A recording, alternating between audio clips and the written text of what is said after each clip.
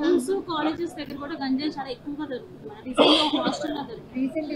మీరు హాస్టల్ అంటున్నారండి. నా పక్క కాన్స్టిట్యున్సీ తున్లో ఈరోజు ఒక అతను నాతో చెవులో చెప్తున్నాడు, 7 సంవత్సరాల పిల్లోడు డ్రగ్స్ గాంజా తీసుకొని రోజు ఇంటికి వెళ్ళేటప్పుడు ఒక ఆర్ఫాన్ అబ్బాయి ఆ అబ్బాయి వాళ్ళ కేర్ టేక్ తీసుకున్న వాళ్ళు చూపించి వాళ్ళ పేర్లు బయటకు చెప్పకుండా జస్ట్ నాకు ఒక మెసేజ్ ఫార్వర్డ్ చేసి 7 సంవత్సరాల కుర్రోడు గాంజాయి వాళ్ళు ఎలా మాట్లాడుతున్నారు తెలుసా అండి?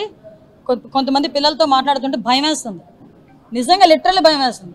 నేను డే ఫస్ట్ నుంచి గాంజాని అరికట్టాలంటే ఇలాంటి వాళ్ళని తీసుకొచ్చి మనం ఎంతమందిని 2000 మందిని కాదు 20,000 మందిని అరెస్ట్ చేసినా కూడా గాంజా అరికట్టలేం. మనం గాంజాని అరికట్టాలంటే ఫస్ట్ థింగ్ ట్రాన్స్పోర్టేషన్ బంద్ చేయాలి. సెకండ్ థింగ్ ఎవడైతే మెయిన్ వెండర్ ఉన్నాడో వాడిని పట్టుకోవాలి.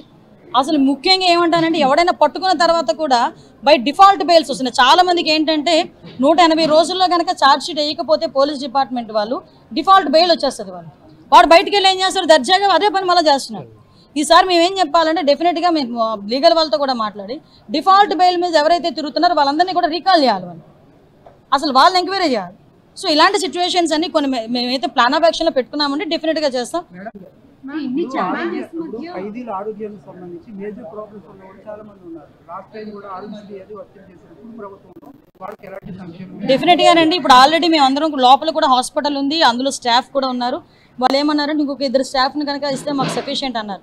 మేమేమంటామంటే ఇంకొంచెం ఈరోజు ఒక ల్యాబ్ టెస్టింగ్ టూల్స్ కూడా పెట్టించి ఉంచారు. ఈరోజు బ్లడ్ టెస్ట్లకి వాటికి ఈసీజీ బ్లడ్ టెస్ట్ అంటే 76 టెస్ట్లకి ఫ్రీగా వాళ్ళకి వస్తే జస్ట్ ఒక ప్రింట్అవుట్ ఇచ్చేస్తారు వాళ్ళంతే. అదే కనుక వాళ్ళు బయటికి వెళ్ళి ఆ టెస్ట్లని చేయించుకోవాలి అనుకుంటే ఒక గార్డు మళ్ళీ వాళ్ళకి ఎస్కాట్ ఇవన్నీ కూడా ఒక సిస్టమ్. అందులో మళ్ళీ ఏదైనా ఒక తేడా జరిగితే మళ్ళీ పోలీసులు ఇబ్బంది పడే పరిస్థితి. అలా లేకుండా వాళ్ళు సిఎస్ఆర్ ఫండింగ్ కలెక్ట్ చేసుకుని వాళ్ళు ఒక టెస్టింగ్ సెంటర్ కూడా ఏర్పాటు చేసుకున్నారు. 1 మినిట్ అండి. నెక్స్ట్ ఇంకోటి ఏంటంటే ఖైదీల ఆరోగ్యం పట్ల కూడా డెఫినెట్గా ఇప్పుడు ఆల్రెడీ లోపల హాస్పిటల్ ఉంది.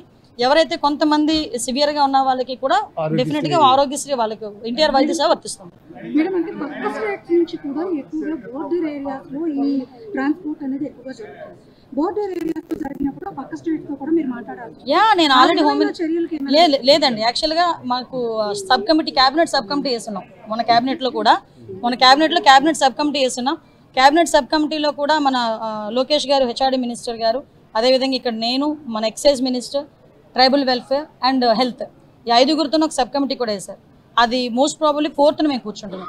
ఆ రోజు కొన్ని డెసిషన్స్ కూడా తీసుకొని వీలైతే అక్కడ పక్క చీఫ్ మినిస్టర్కి హోమ్ మినిస్టర్కి లెటర్ మేము కూడా పెడతాం. అక్కడ 80% వాళ్ళు కూడా కంట్రోల్ చేసుకోవాలని లెటర్ పెడతాం. నెక్స్ట్ ఇంకొకటి ఏంటంటే పోలీస్ వెల్ఫేర్ మీద కూడా సెంట్రల్ గవర్నమెంట్ హోమ్ మినిస్టర్ గారితో కూడా మాట్లాడి అపాయింట్మెంట్ తీసుకొని మాట్లాడి వెల్ఫేర్ మీద అదేవిధంగా ఫర్దర్గా ఇష్యూస్ మీద అన్నిటి మీద కూడా, ఎందుకంటే చాలా ఉన్నాయి ఇష్యూస్, చాలా ఉన్నాయి, తవ్వే కొద్దీ బయటపడతాయి అన్నట్టుగా. ఇంకా వాళ్ళ నిజంగా ఒక్కొక్క సందర్భంలో మా పోలీస్ అన్నలను కూడా నేను కూడా కొంచెం వాళ్ళని ఇబ్బంది పెట్టడం కాదు, నేను ఏమంటానంటే ఫెసిలిటీస్ కల్పించి వాళ్ళు పరిగెట్టించాలి. అంతేకాకుండా వాళ్ళకి కాలుకి బంధాలు వేసి పరిగెట్టండి అంటే ఎలా పరిగెట్టలేరు. సో ఆ విషయంలోనే ప్లాన్ ఆఫ్ యాక్షన్ కూడా వాళ్ళ వెల్ఫేర్ మీద ప్లాన్ ఆఫ్ యాక్షన్, క్రైమ్ తగ్గడానికి ఎలాగా, గాంజా తగ్గడానికి ఎలాగో ఒక డిఫరెంట్ ప్లాన్ ఆఫ్ యాక్షన్స్ తో ముందుకు.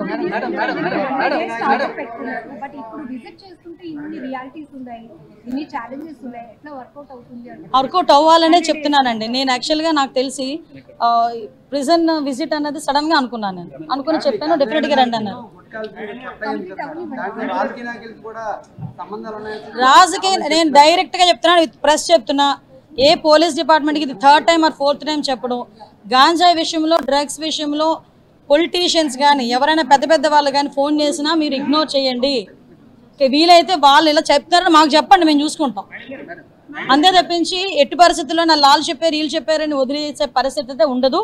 ముఖ్యంగా ఈ గవర్నమెంట్లో గాంజాని సపోర్ట్ చేస్తూ ఉన్న నాయకుడు అయితే ఎవడూ లేడు. క్లియర్.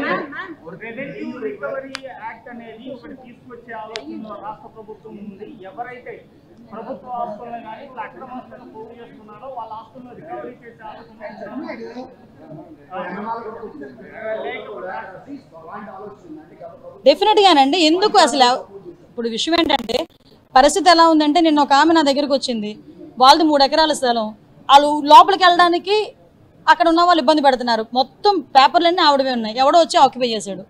ఎవడో సొమ్ముని తీసుకొచ్చి ఎవడో ఆక్యుపై చేసేసుకుంటాడు, ఎవడో ఎంజాయ్ చేసేస్తాడు, నాకు అర్థం కావట్లేదు. కష్టపడి సంపాదించుకున్నది నీది ఒక చిన్న వస్తువే పక్కన పోతే నానా యాతన పడతాం. అటువంటిది ఈరోజు పరిస్థితి ఎలా ఉందంటే అయితే వచ్చి ఆక్యుపై చేశారు, రికార్డ్స్ మార్చేశారు, ప్రభుత్వ ఆస్తులు తాకట్టు పెట్టేశారు, ప్రభుత్వ ఆస్తులు అమ్మేశారు. అంటే ఒక రకంగా చెప్పాలంటే అందుకే ఇంత రివర్షన్ వచ్చింది గవర్నమెంట్ ఆ పాత గవర్నమెంట్ మీద. సో మేమేమంటామంటే కంపల్సరీగా అటువంటి విధానం ఉన్నాయనుకుంటే ఎంక్వైరీలు వేస్తాము. ఎంక్వైరీలు వేయడమే కాకుండా కంపల్సరీ రీబ్యాక్ కూడా తీసుకుంటాం. నేనే చెప్పాను, తూతు మంత్రంగా ఏం జరగవండి, డెఫినెట్గా మంచిగానే జరుగుతాయి, అటువంటి ప్రాబ్లం ఏం రాదు. ఆర్లో ఒక స్టేషన్ కూడా తొందరగా బైండింగ్ ఉందండి, ఐరన్ బీరువాలు తయారు చేసేది, పెయింటింగ్, వీవింగ్, సపరేట్ ఇంకా చాలా ఇష్యూస్ చాలా ఉన్నాయి లోపల. ఒక స్కిల్ డెవలప్మెంట్ సెంటర్ కూడా రన్ చేస్తున్నారు వాళ్ళు లోపల.